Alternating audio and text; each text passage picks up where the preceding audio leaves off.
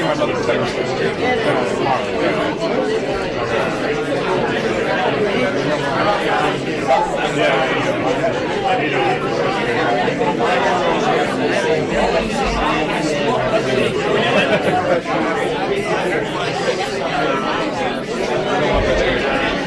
Congratulations! I'm so excited for you.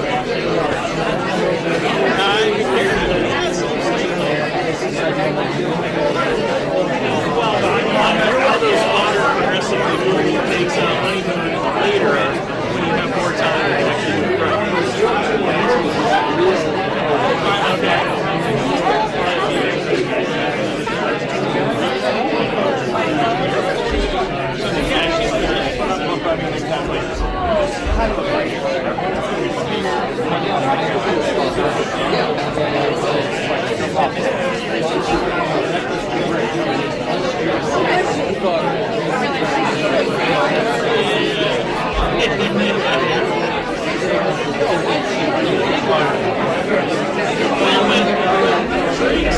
dancing are on the beach.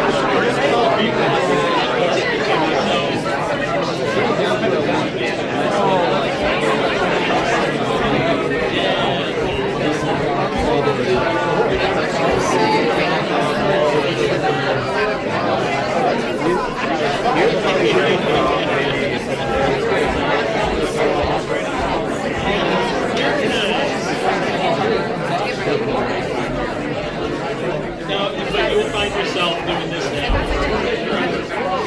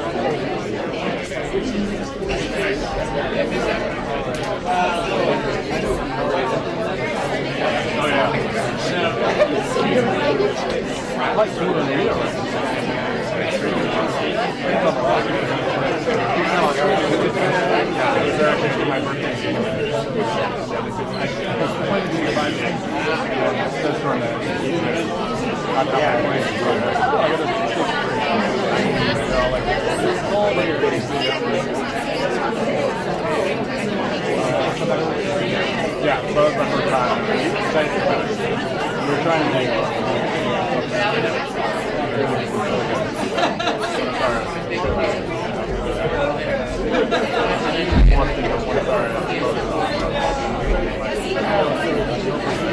yeah, I came off the shit.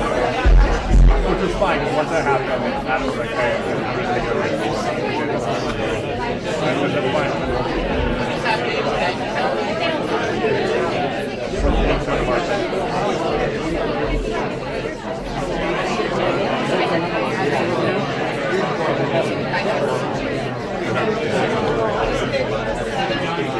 That's fine.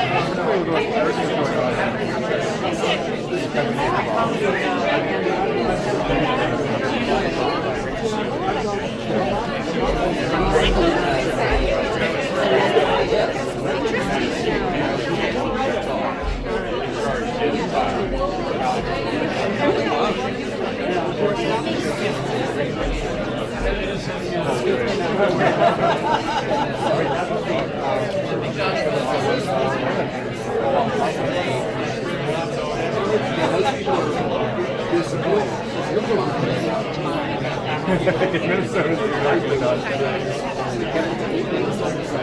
I've spoken to the real Mike Ellison. Sorry, I'm not just He kept trying to tell me who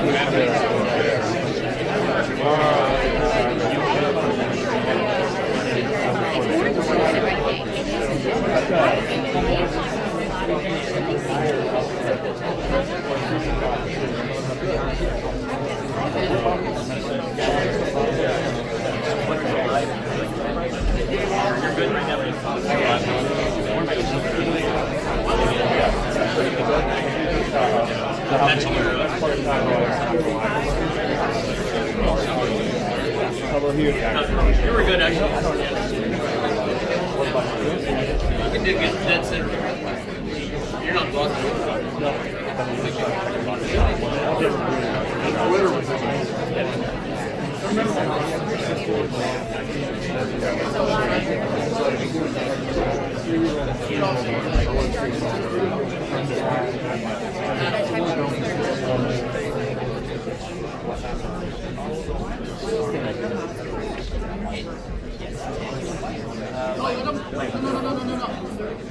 He's Ukraine, high level.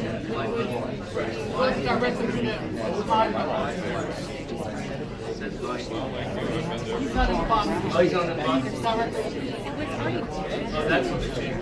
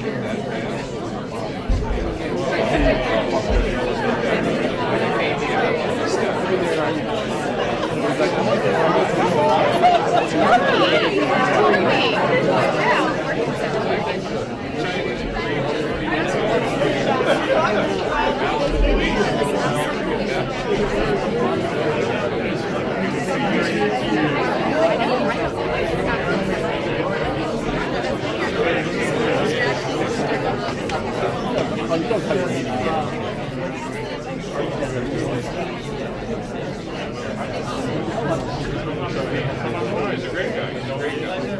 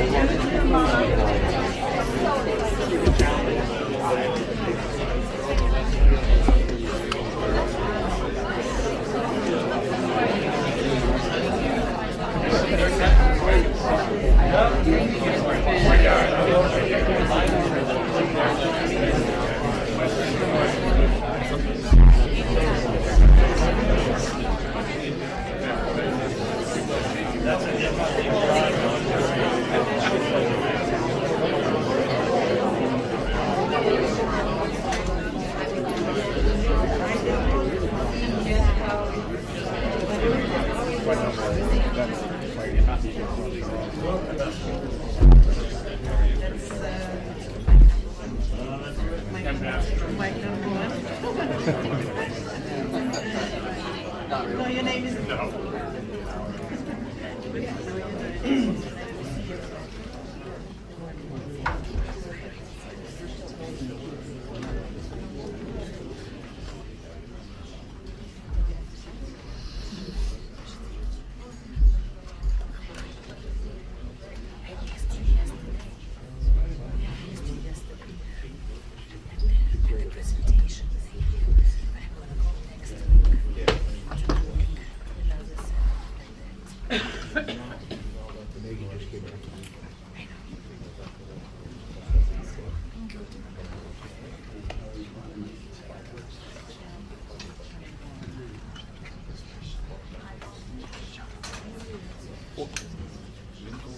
Все добре.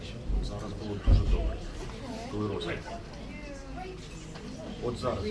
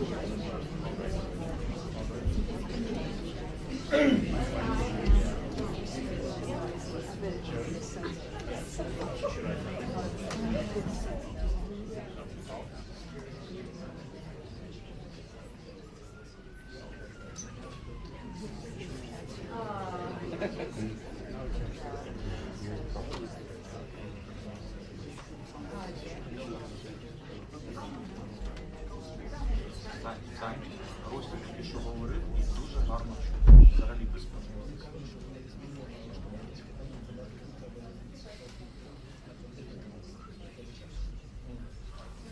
Коли він тільки що говорив, це нормально.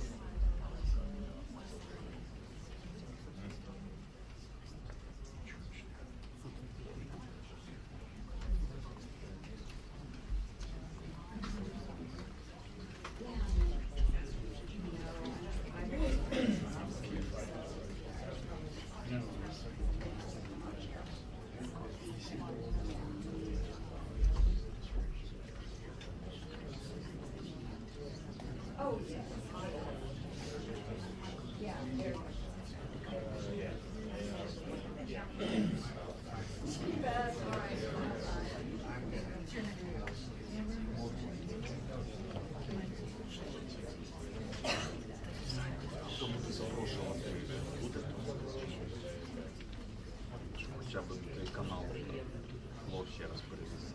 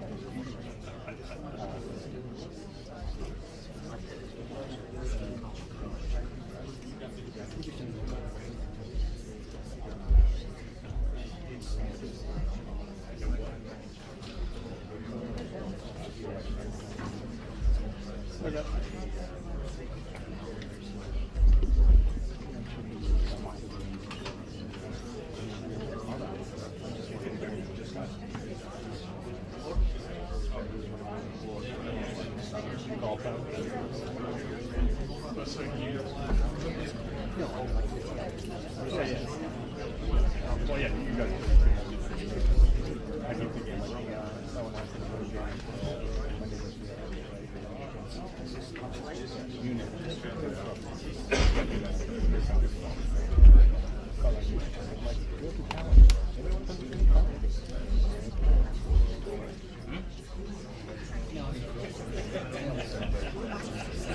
Get off the stage. Get off the stage. Right. It moves a lot. And you got to be careful too when you're stepping around.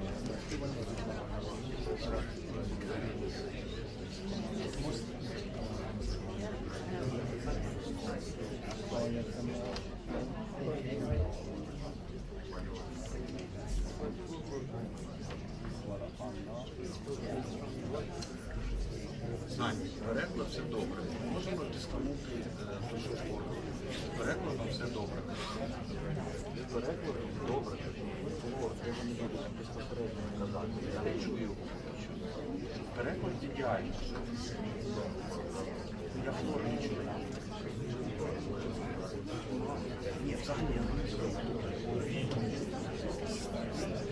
Флор – це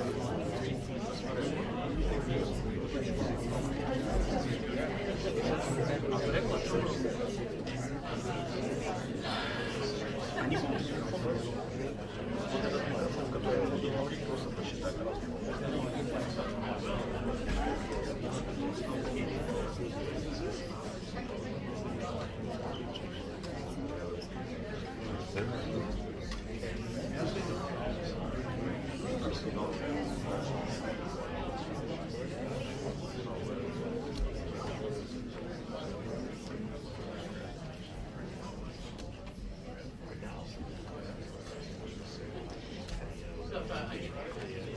Please welcome the President of Ukraine, Volodymyr Zelenskyy.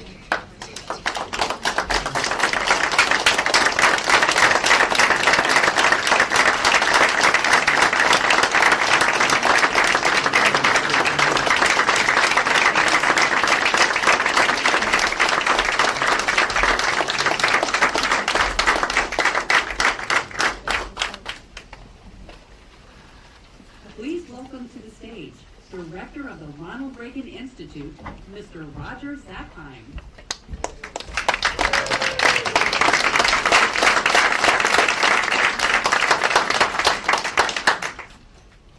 Good evening, everyone, and welcome to the Ronald Reagan Institute. 40 years ago, President Reagan stood on a lonely windswept point on the northern shore of France. He was there to memorialize the D-Day invasion, to honor the boys of Pointe du Hoc, and he was there to share a message with the world. He said, quote, "We've learned that isolationism never was and never will be an acceptable response to tyrannical governments with an expansionist intent.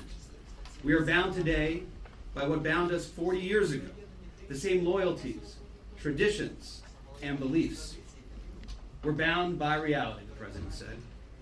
The strength of America's allies is vital to the United States, and the American security guarantee is essential to the continued freedom of Europe's democracies. The President said, "We were with you then, we are with you now. Your hopes are our hopes, and your destiny is our destiny." End quote. We wish our honored guests to know the American people continue to be committed to that vision.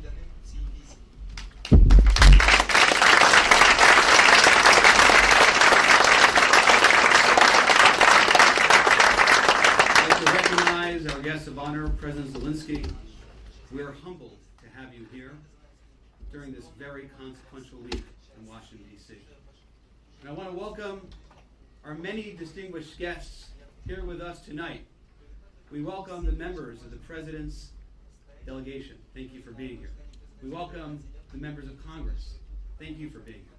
Members of the administration, members of the Washington Diplomatic Corps, and of course, members of the Board of Trustees of the Ronald Reagan Presidential Foundation and Institute. We're grateful to have you here in person this evening. I also want to thank all those joining us online watching this evening's program. Now, the Reagan Institute, which I'm privileged to lead, is the Washington, D.C. home of the Reagan Foundation, right here on Lafayette Park, across from the White House, that President and Mrs. Reagan once called home. And the mission of the Reagan Institute is to shape the future and to elevate and encourage the leaders of today who embody the timeless values championed by President Reagan. President Zelenskyy is such a leader.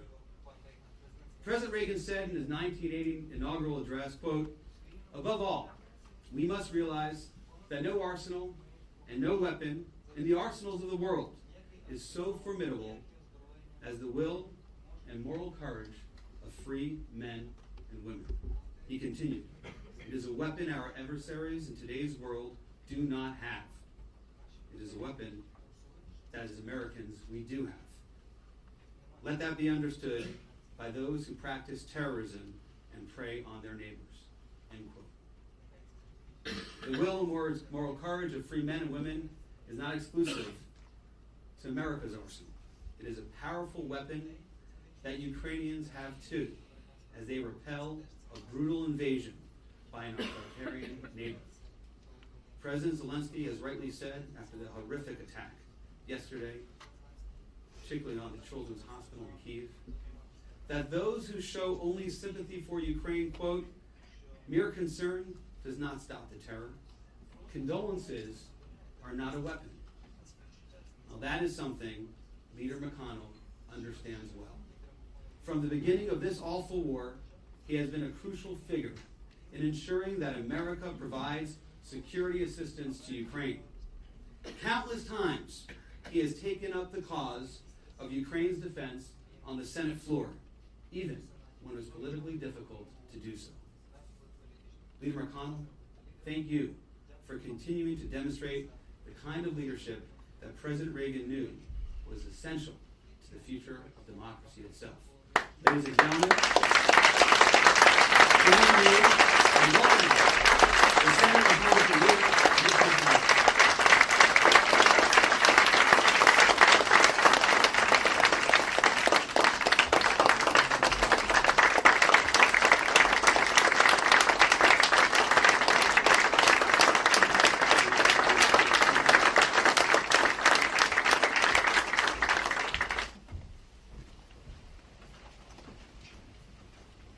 Well, thank you very much. Good to see you again, Mr. President, and we'll see you again tomorrow. One thing that was not mentioned that I thought I'd start with is that I've been around forever. And you probably wonder what my big first break in politics was. It was my internship with Henry Clay.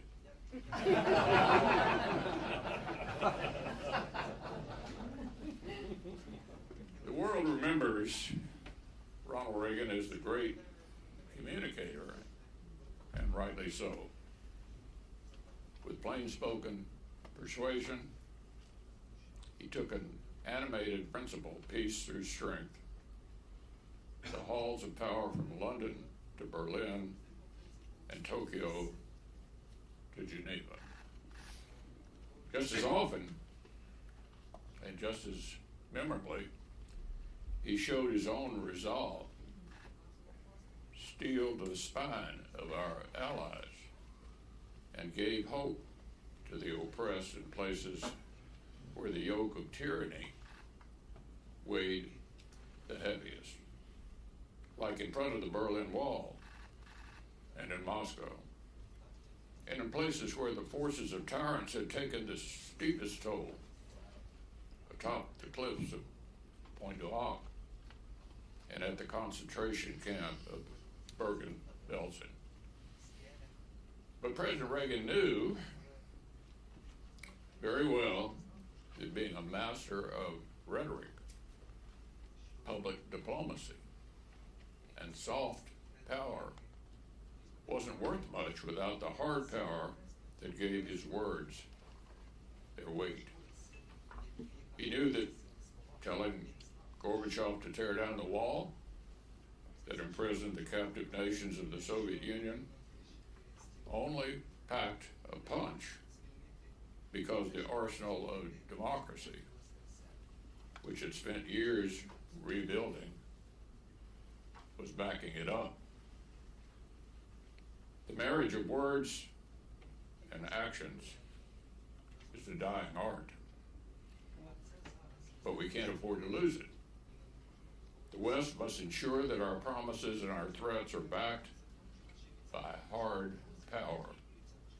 And nowhere are the West's interests and the credibility of its commitments more plainly and immediately at stake than on the front lines of Ukraine. I'm honored that President Zelenskyy is with us this evening. For more than 2 years, the people of Ukraine have backed words of defiance with acts of tremendous courage. I got to meet him the first time in Kyiv about 2 months after the invasion. And he has been an inspiration not only to the Ukrainian people, but to us as well. It's not difficult to imagine what President Reagan would have thought about a democratic nation whose sovereignty his actions helped secure, facing the sharp edge of Russian aggression yet again. It's no mystery where he would have stood while a proud nation gave its sons and daughters to beat back neo-Soviet imperialism, asking only that America and the West have its back. Our 40th president understood the hopes of nations struggling to join the American-led order of democracy and self-determination. More importantly, he understood that supporting their democratic aspirations wasn't a matter of charity. As he put it in his State of the Union in 1985, we must not break faith with those who are risking their lives to defy Soviet-supported aggression and secure rights which have been ours from birth. Support the freedom fighters in self-defense, end quote. Equipping friends to resist authoritarian aggression was in America's interest 40 years ago, and it still is today. But what exactly does a Reagan foreign policy mean in the current moment? What does the call to peace through strength require of us in the face of revisionist powers, rogue states, and rabid proxies? I would suggest that first we ought to focus on the places where freedom, where peace is threatened the most, and recognize their most urgent needs. Our friends on the front lines of authoritarian aggression and terrorist savagery don't need hand-wringing hesitation or second guessing. They need the tools to defend themselves, to impose costs on their aggressors, and to negotiate from positions of strength. Slow-walking aid to Ukraine didn't stave off further Russian escalation. It only guaranteed that this terrible conflict will be longer and bloodier. Considering further assistance will weaken Ukraine's hand and risk emboldening the very tyrant we hope to defeat. By the same token, micromanaging Israel's defense strategy doesn't lessen the cost of war for innocent civilians there. It just shields the terrorists responsible for justice. Our friends in Israel and Ukraine are fighting existential wars of survival. Their enemies are working together to weaken the American-led order. The security of the free world will either be strengthened by our friends' victory or weakened by their defeat. They deserve our support. This is Reagan 101. Of course, Reagan's aggression in Europe and Iran-backed terror in the Middle East aren't isolated events. They're only the most glaring signs of the rising tide that threatens American leadership and the prevailing order it has underpinned for 3/4 of a century. The threats facing the West today are generational. Deterring and defeating them requires long-range vision and long-term commitment. We must be willing to outcompete and outlast our adversaries.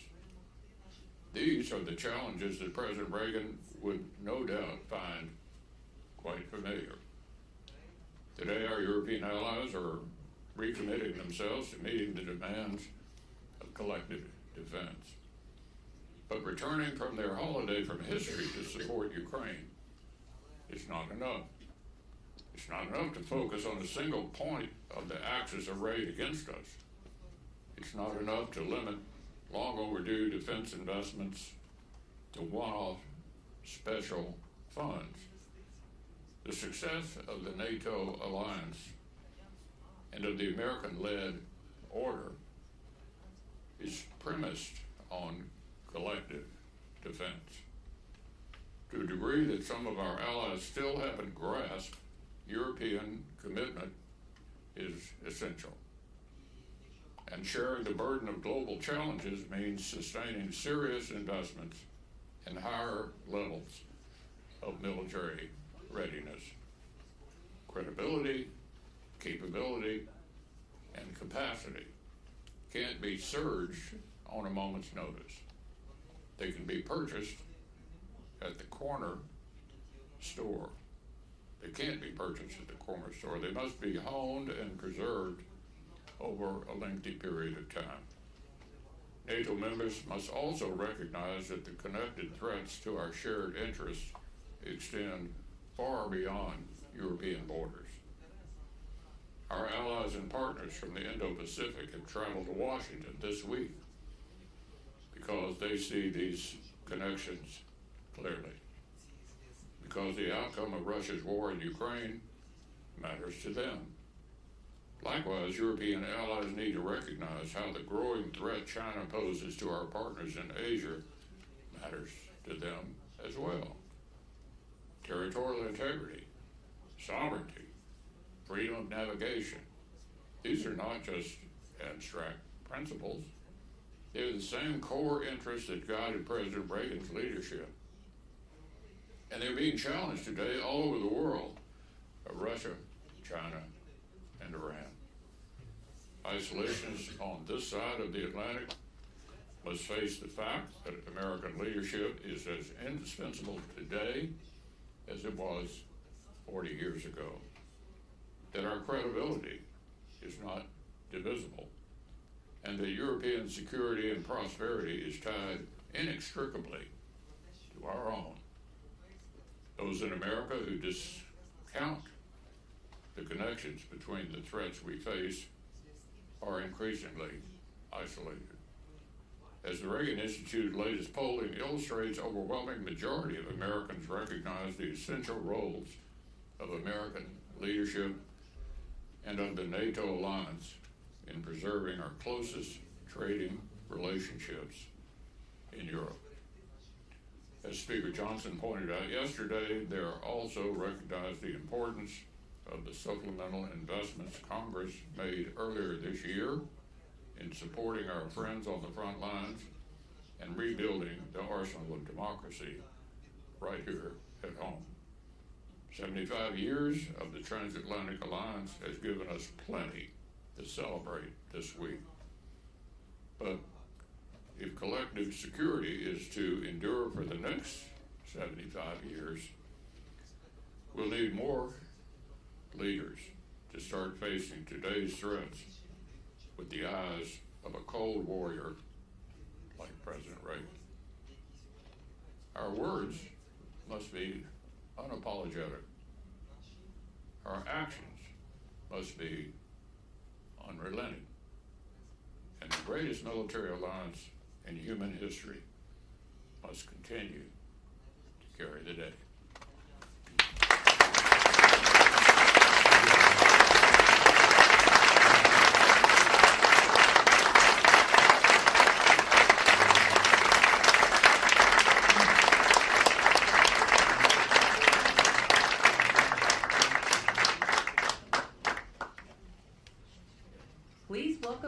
stage, Chairman of the Board of Trustees of the Ronald Reagan Presidential Foundation and Institute, Mr. Fred Ryan.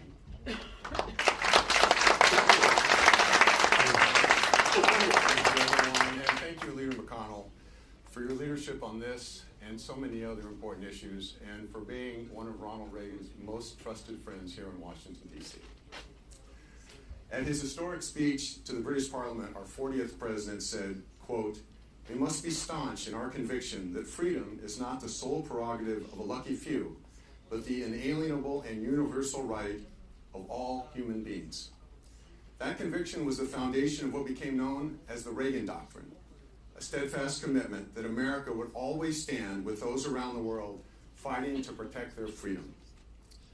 For 2.5 years, the enduring bravery of the Ukrainian people has inspired us, while their sacrifice has been enormous. They have defied every prediction, fighting back against one of the most brutal invasions in modern history. Over the years, the Reagan Foundation has honored some of the great leaders on the world stage who've demonstrated extraordinary courage in defending and advancing liberty, presenting them with the Ronald Reagan Freedom Award. In 3 decades, only 10 leaders received this award, including Mikhail Gorbachev, Margaret Thatcher, and Lech Walesa.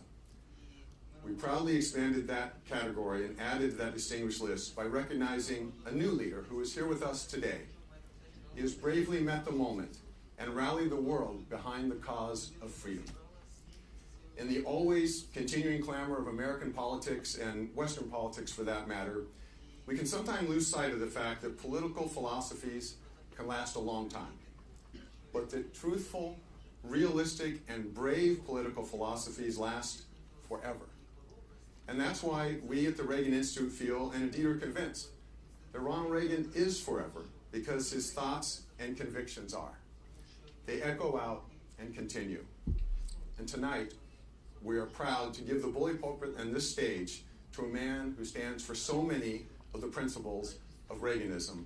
Please welcome President Zelenskyy.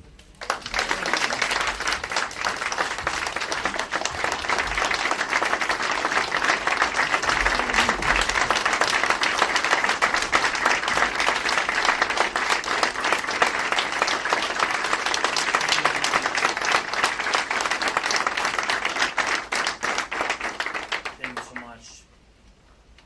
Thank you, first of all, for the invitation. Thank you very much, dear ladies and gentlemen.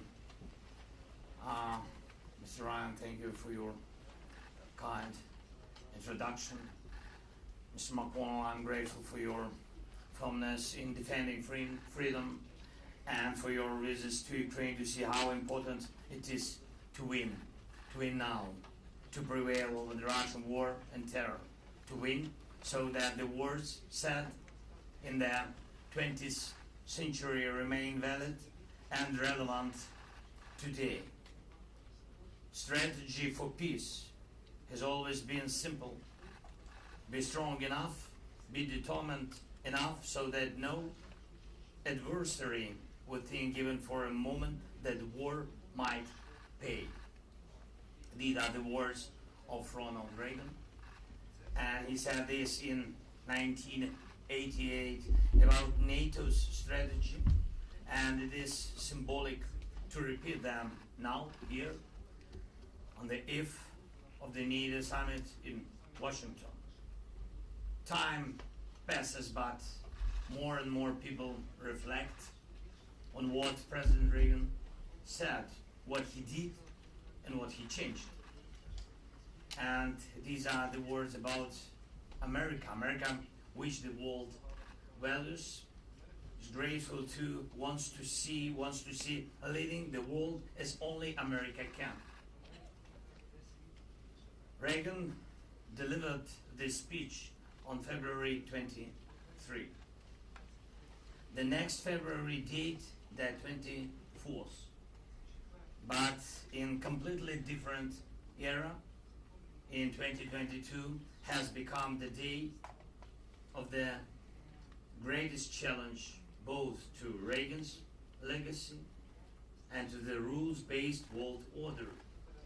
The order that President Reagan wanted to preserve at any time. Is it preserved now.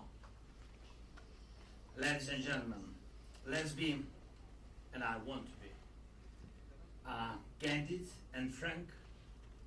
Now everyone is waiting for November. Americans are waiting for November.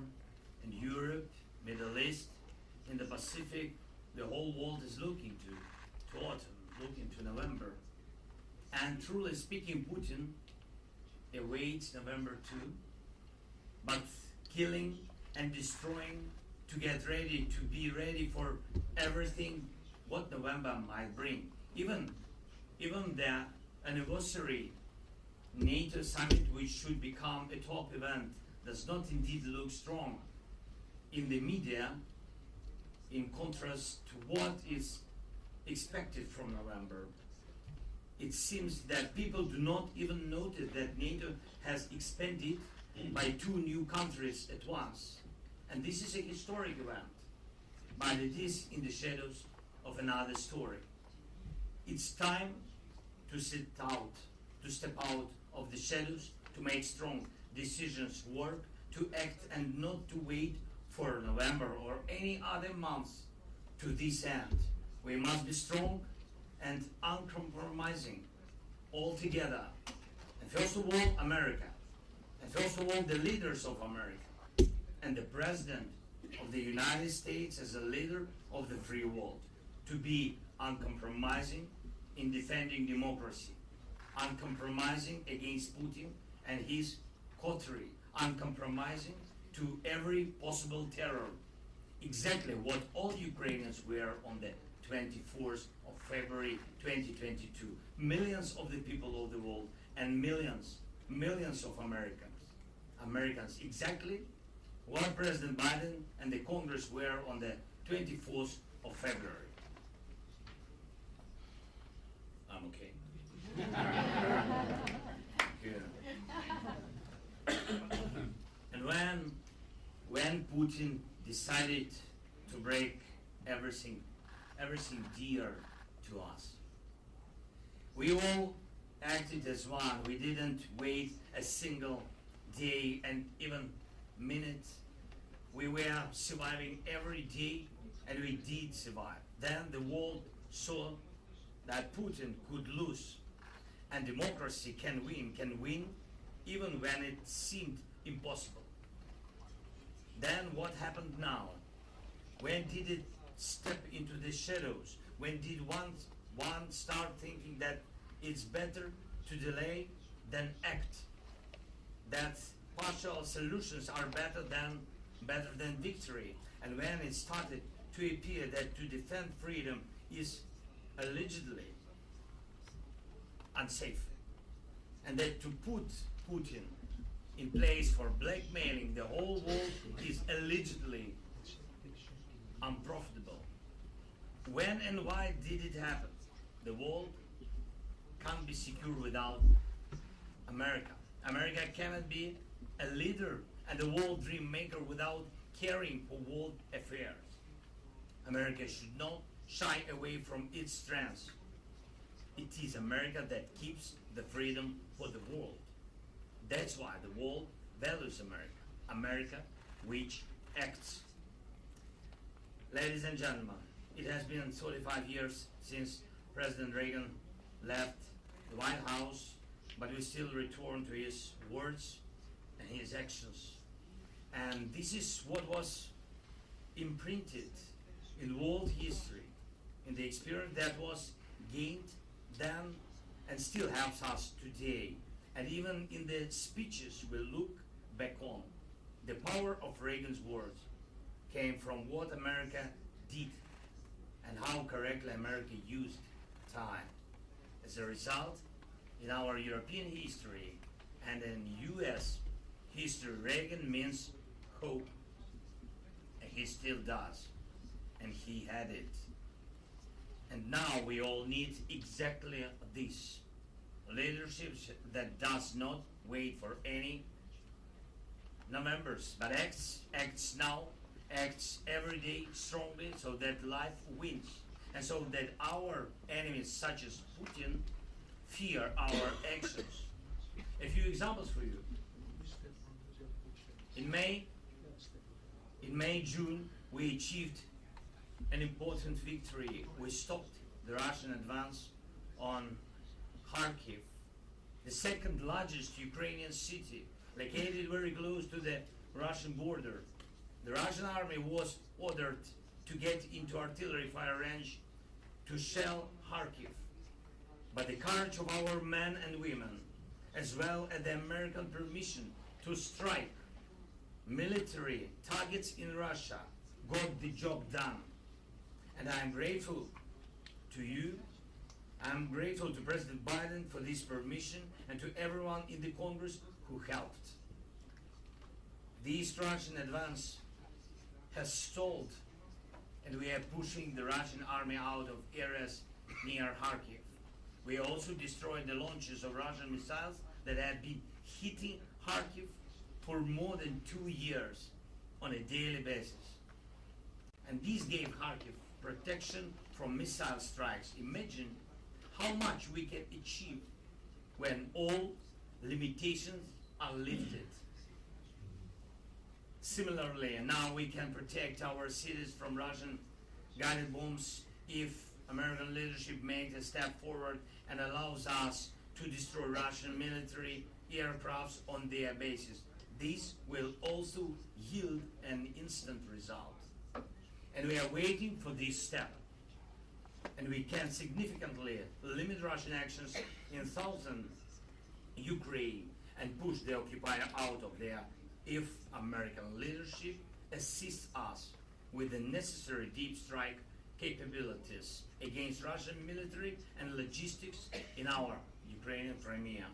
And we are talking about this to all our partners, and all these steps would strengthen us as today exceptional decision of the US and partners to provide Ukraine with additional 5 Patriot air defense systems and dozens of others, and prioritize air defense interceptors for Ukraine. Ukrainian people are grateful for that. Thank you so much. And our actions to attain peace. We held the first peace summit attended by 101 countries and international organizations, and I'm grateful to the US for participating.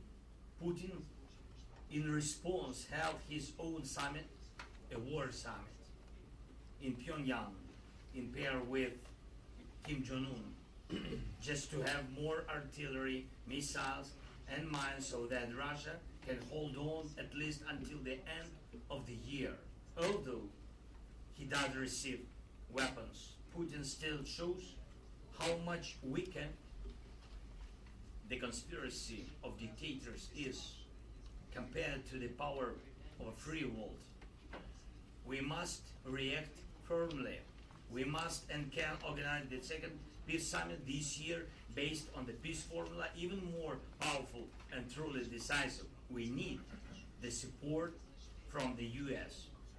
Ladies and gentlemen, today in several of our Ukrainian cities, Kyiv, Lviv, a mourning was announced in memory of the victims of the Russian missile strike. It happened yesterday, and during rush hour, more than 40 missiles of various types. One hit a children's hospital, specialized hospital where children with the most complex injuries and diseases were rescued from the hands of death. Cancer, heart diseases. 43 people were killed by this attack, almost 200 wounded. Russia always knows where its missiles hit, always. A direct hit, and the hospital building was destroyed. Imagine these doctors, ordinary people, rescuers, all together clearing the debris, trying to save as many lives as possible. Did any of them wait? Did anyone who found themselves under the rubble ready to wait months? No, of course not, because it's senseless. Because when it is needed to save a life, what you do? You save the life. When it is needed to beat enemies, you beat enemies. You act. You prevail. This is how you win wars. And this is who Ukrainians are. And that is why I'm proud of Ukrainians, and I'm proud to be Ukrainian, and this is how we can defeat Putin.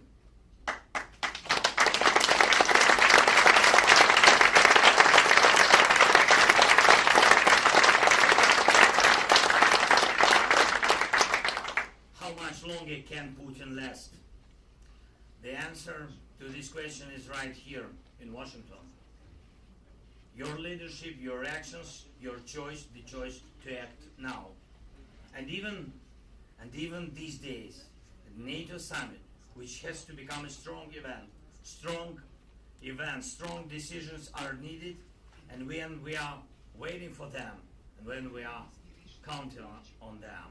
For 75 years, Europeans could be confident that no matter the friction within the alliance, no one, when talking to Russia, would trade the membership of European nations. But why does Moscow hope for this now? And why do the words Ukraine is a NATO member cause more fear not in Moscow? For decades, the world has relied on the principles of the territorial integrity of states and inviolability of nations' borders. But will these principles remain in force? We, in Ukraine, and all other neighbors of Russia, including those to whom America has alliance commitments, need answers. Our people are doing their best, the best of what is available to us in Ukraine. And we have proven more than once that the more we have, the harder it is for Putin to make war. He still thinks that war might pay. He still thinks that humiliating America might pay. During all his rule, he has been trying to humiliate America and break the lives of free nations. His personal story must finally end so that the story of peace becomes lasting. Together with America, the world is capable of doing the right things when we all act strong enough, determined enough, and this must be our strategy, exactly this, and right now, with all the American power that no Putins can repel. Because America, as you know, is too great for small deeds. Don't wait months. America can be great every day.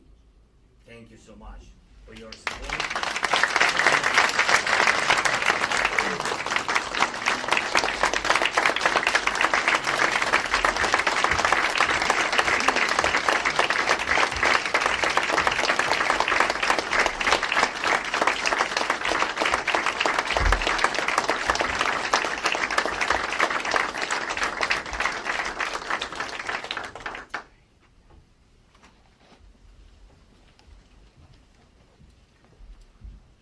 Please welcome to the stage Mr. Brett Baer of Fox News. Mr. President, great to see you. Good to see you again, Brett. Thank you. I think we're going to try these handheld microphones. Okay. Just to sound better. To sound better. It is great to see you. Nice to see you too. Thank you so much. The last time we talked, it was on the 2-year anniversary of the war in eastern Ukraine, about a mile from Russian forces on the front lines. A lot different environment here without artillery coming and going. As this has developed since I last saw you 6 months ago, how has the war changed in your view? Thank you so much. Can I ask Sure. Ukrainian? ideally English, it's an English crowd, but we love it. Oh, okay. Okay. That's right.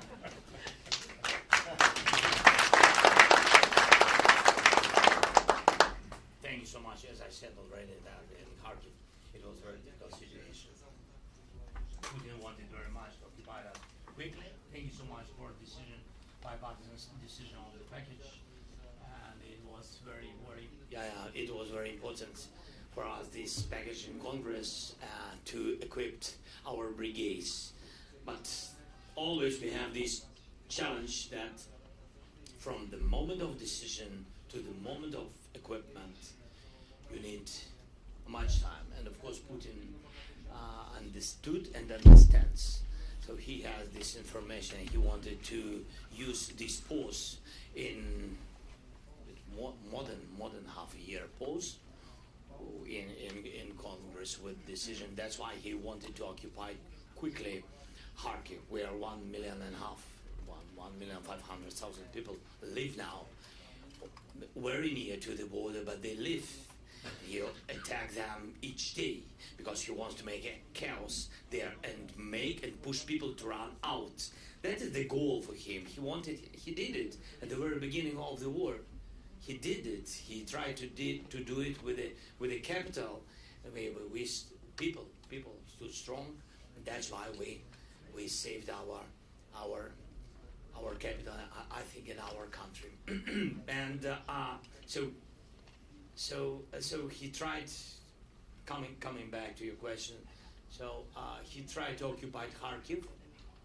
We lost some villages which are through the border, our border, but people, God bless, people have been saved, and we took people away, and all people, pensioners, different people, I mean, that's because you know that he's not looking like yesterday, the day before yesterday, he attacked, and it doesn't matter for him whom to kill, soldier or a child, civilians, doesn't matter.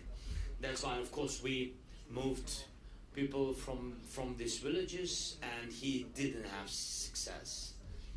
God bless and help, and also our soldiers, of course, first of all, our heroic guys, so we stopped them. He couldn't do, he lost a lot of people. I'm speaking about thousands and dozens, thousands of people. So the price of this operation for him was very high. That is what been changed after our last meeting. Yes. And on the east, situation is difficult. We're still waiting for some equipment to equip brigades. So as I said, really, it's not a secret. We have 14th Brigade, which are still, which are till now not equipped.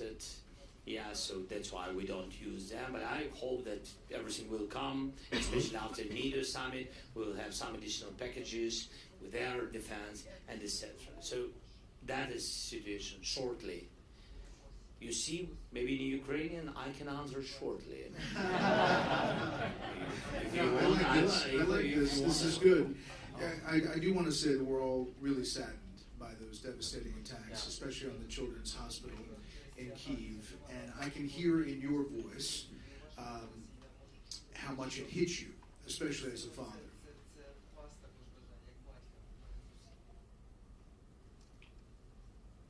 No. For me, it's, you know, it's always for everybody, I think. It's very sensitive. I'm the father, I'm the president, I'm a human. Yeah, so it's so difficult. It's so difficult to lose people. It's so difficult and to lose children. And of course, you know, you see these people, you see parents, and when their children are dying or dead, so it's you want to kill Putin at this moment. And of course, all of them. All of us, we want it very much, really, because he's not. I think that he's at this moment. Maybe he's drinking something. He's not thinking. For him, it doesn't. mean, for him it doesn't matter what you know in Ukraine. So the attack was, what is the tragedy? It was not attack on some, you know, military object or something like this, and something was not good with a missile or something. No. The missile was exactly to the hospital. It's not the first time, and that's why so you have such emotions. Do you think that it was meant to strike the day before the start of the NATO summit? NATO, that his signal. That's his signal to the world, to all the people, that the signal to NATO countries, to all our allies. This is the signal. He will live this way, and he will do this way. Last year, during the early part of this year, your air defenses were defeating about 80% of the Russian air attacks. And I know the air defense systems, as you mentioned, are arriving after this 6-month delay. But I'm wondering if you're able to return to defeating as much of the Russian air attack as with the systems as you were once doing, now that these new systems are on the way.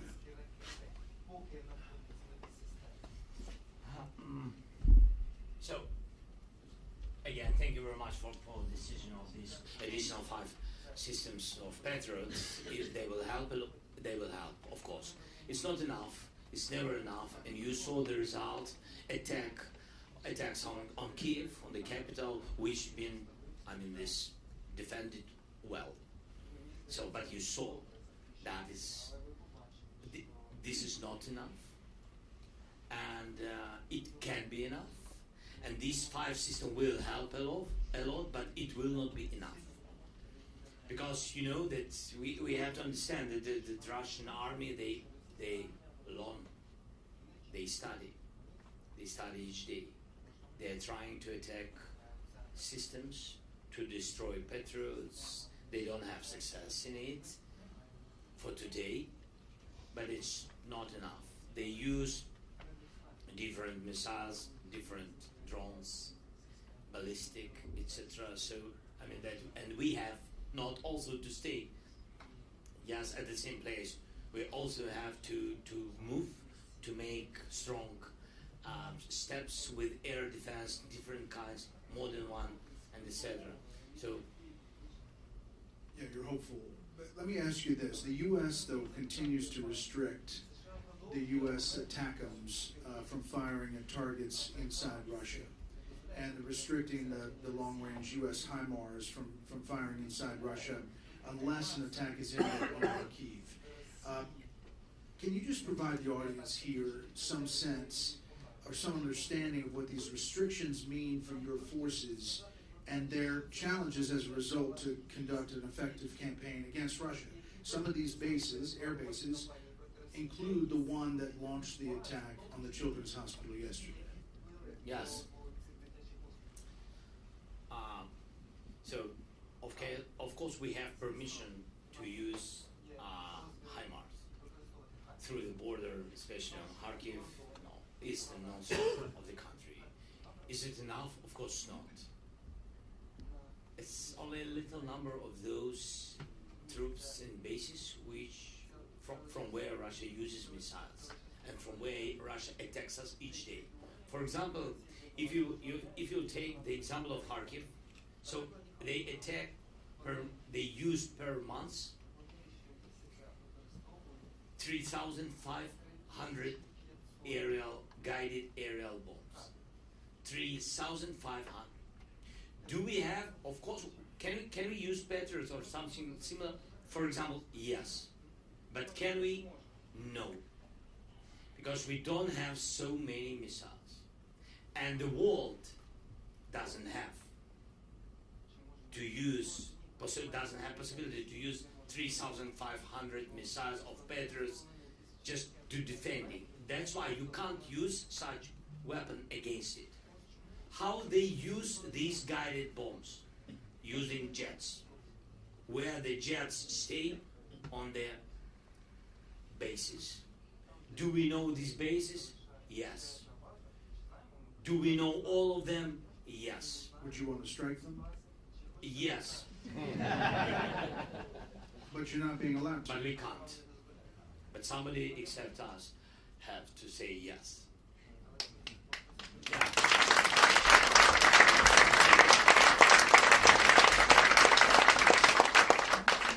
Just stay on the distance from our border from 150 kilometers to 1,000, but mostly what is very important, from 150 to 500 kilometers.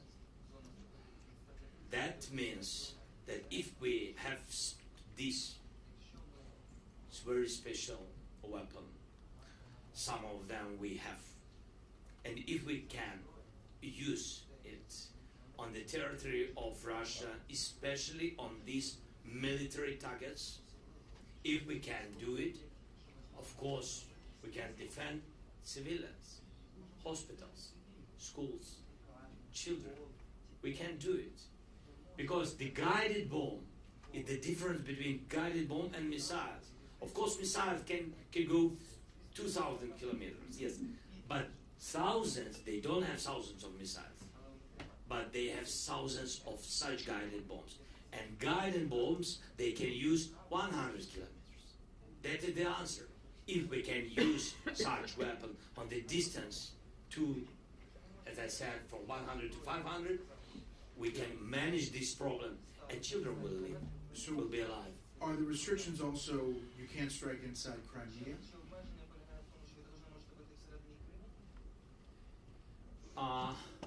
I hope no. But you don't know? But I don't know. Because to say to you honestly, and I have to do it, so we can't use everything. Everything? You will understand my English, yes? Yes.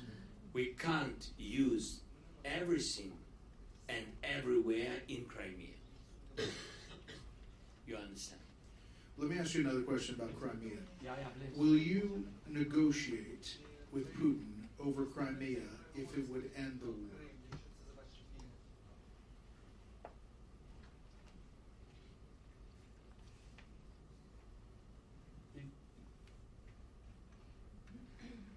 He will never stop.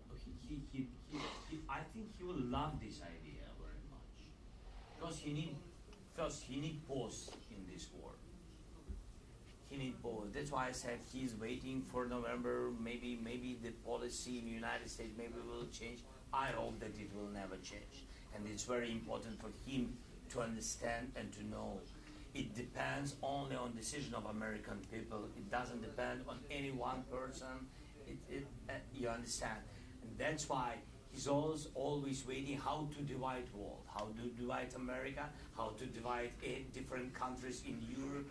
He afraid of unity, and he needs pauses. To speak about Crimea, that the pause he need.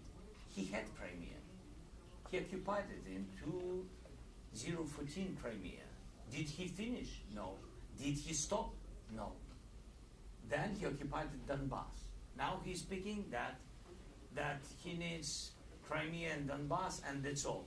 He's a liar, because he had it before full-scale invasion. He had it, especially Crimea and Donbass, the part of Donbass.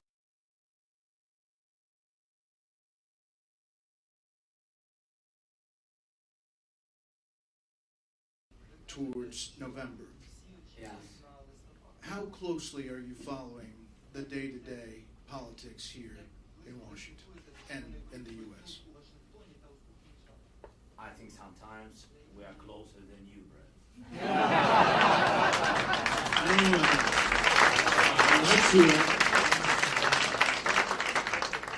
We had to do it. We know a lot of things, not everything. Yes, and of course, it's not about our any messages to be influential. No, this is the choice of American people, and we respect it, of course. But we are trying to understand what will be, because our people, all the changes in the United States.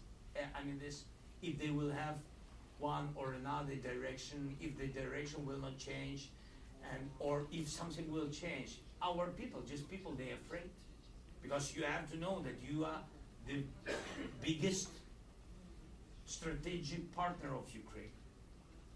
The biggest who, and the first one who helped us at the very beginning of the war. Because at the very, very beginning we've been alone and it was very difficult to us to survive. We did it, and then your help, and after your messages with your help was very strong message to Europeans. And you joined them, and it was very important. That's why, of course, we have to understand what's going on. Yeah. So obviously there's a lot of focus since the last debate on whether you and other leaders have confidence fully in President Biden's mental capability of handling national security crises and the war in Ukraine. I'm not going to ask specifics about that, but I want to turn it to how do you think Vladimir Putin views President Biden, and how do you think Vladimir Putin views former President Trump? Yeah.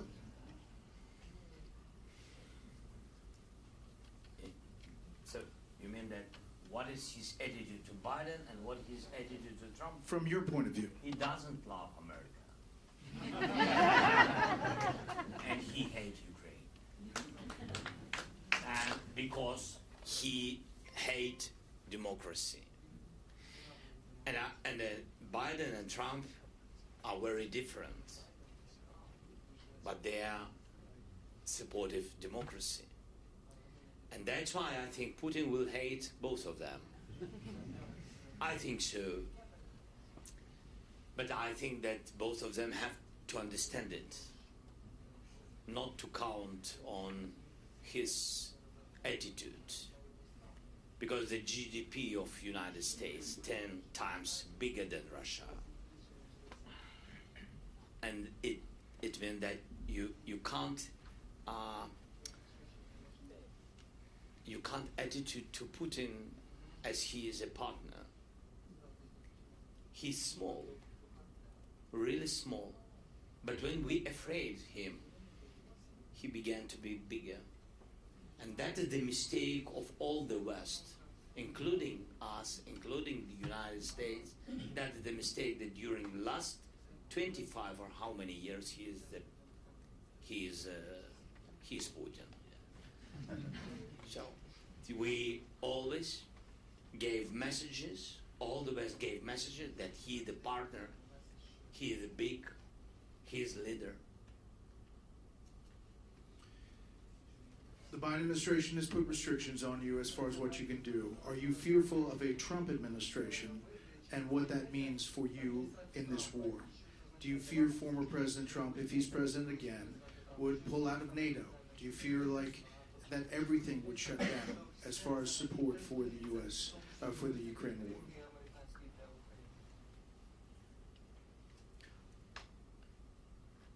I don't know who will be the president of the United States. Neither do we. Yeah. I hope that that United States will never go out from the NATO. Otherwise, the world will lose a lot of countries, because such people like Putin. We will lose small countries which count on America in NATO, American leadership. We will lose Baltic, Poland, and other countries which are very sensitive to this topic. And I hope that United States will never seriously think to go out from NATO. I think so, but it's not my decision. I'm just sharing with you my thoughts. And I hope that if people of America will vote for President Trump, I hope that his policy with Ukraine will not change. You don't think he can solve it in one day? I don't know very well him. You know, I don't know. I had meetings with him, and we had good meetings when he was the president, but we didn't went. I don't know. Maybe I'm not right in English, but we didn't went through the war with him. And only during the war you have to understand, can you count on somebody or not? Because even me, I had a lot of, you know, in Ukraine, I had a lot of friends. At the very beginning of the war, some of them, we lost some of them. You know, we lost them because they found another land for them. It's their choice, but this is, I mean, there's, during the war, another situation. You face another situation, very difficult, very challenging period. That's why I can't tell you, I mean, that's what he will do. If he will be the president of the United States, I don't know. That's why I wanted very much. I heard his messages, and yesterday, some messages yesterday in Twitter, yeah? They've been very with questions. That's why sometimes we need answers. It's, for us, it's very important to hold the situation in Ukraine, you know, on a high level of morality of our people, not to lose unity through the people, not to lose unity through the partners. That's why sometimes these messages also beat us and divide us. That's why we're afraid of some risks. Right. And I asked you this when I was there about, you know, the population in the U.S. that feels like we've spent too much money and we're doing too much. And we talked about that when I was on the border. Right now, is the goal still to take back all of Ukraine to the 1991 borders? Is that still the goal today? Or could you see a negotiated settlement that ends this war for you and your people? The best way,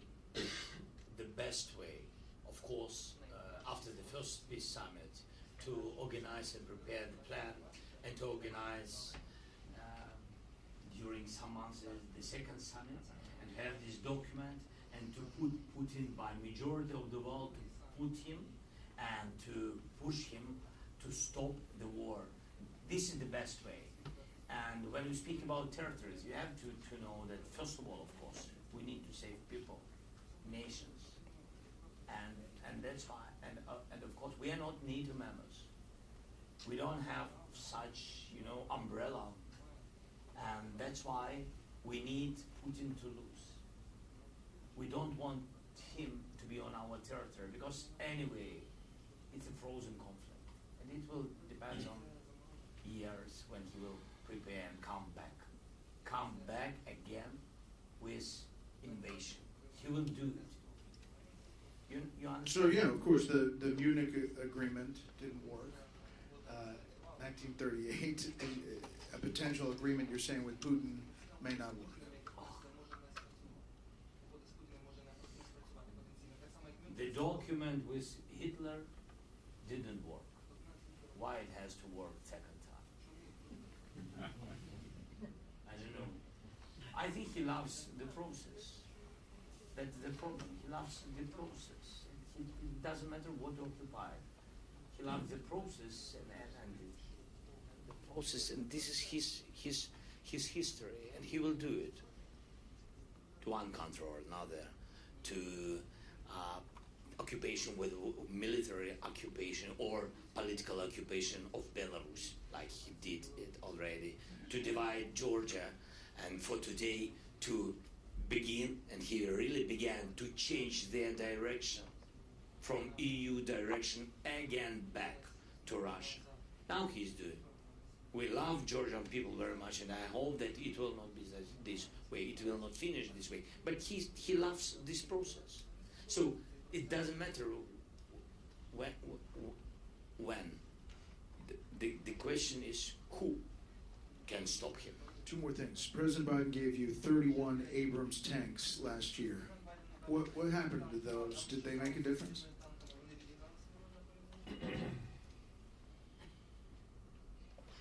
I'm not sure that such number of tanks can change the situation on the battlefield. It doesn't depend on decision of President Biden. He gave a lot of different weapons, which helped, and etc. So I mean that it's like the dialogue about F-16. You know, it's like about to speak that's great, the powerful decision to give Ukrainians F-16. To give what number? There's coming this summer, right? I hope so. You know, we always wait. Like my mother waited me after school, and I always found the reason how to come later. This is the same, but much more serious. Much more serious. Yes, the problem with F-16. The answer is the number and the dates. But to be honest to each self, not to speak just, we have the decision with F-16, stop, make a pause. Russia uses 300 jets on the territory of Ukraine, 300 jets. They have more, but they use 300 jets.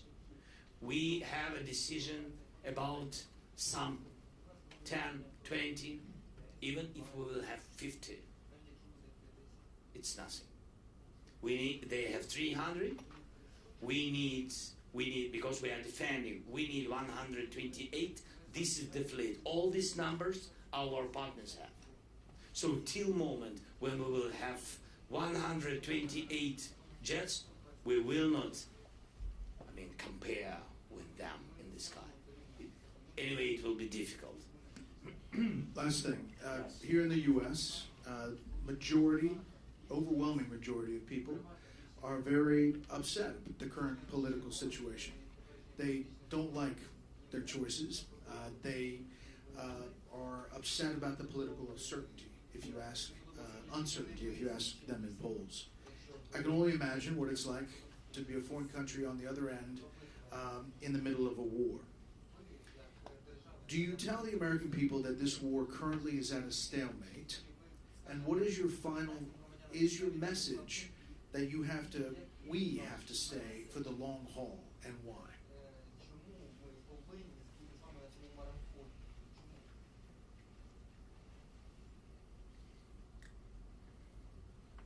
This is the long dialogue. Yeah, really. I think mostly people understand that we are defending not only our country, not only our people, common values. We have the same families, we have the same understanding of the life. We are very, very fighting for freedom. And I think that people of the United States from the very beginning, they understood us.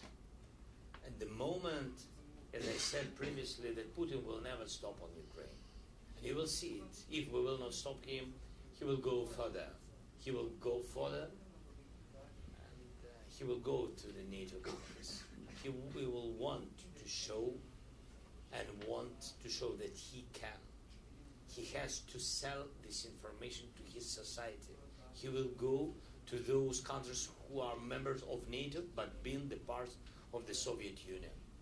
He will go there, and his ambitions.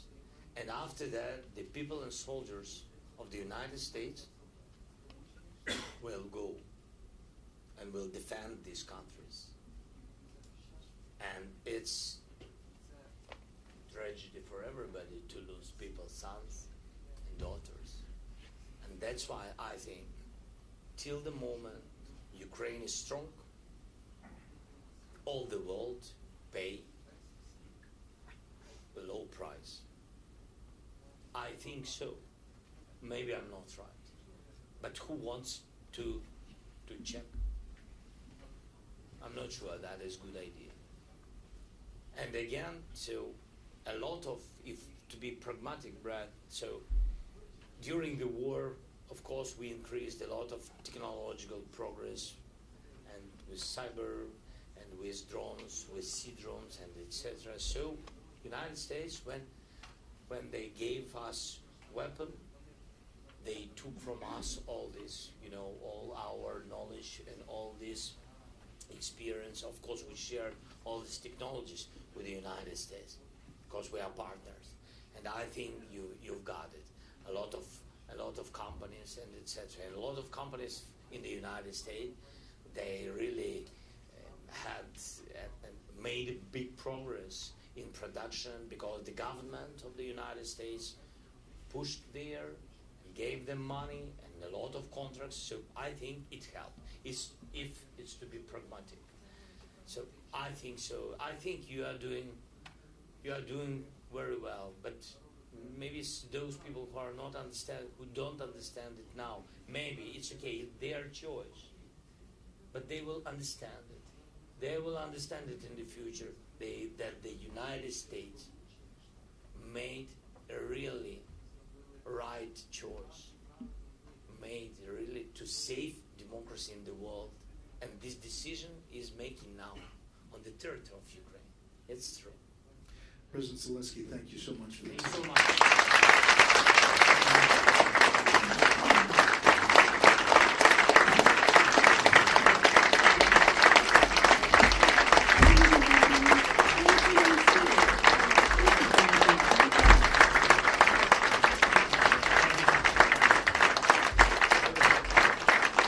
Ladies and gentlemen, please remain seated while our official delegation departs.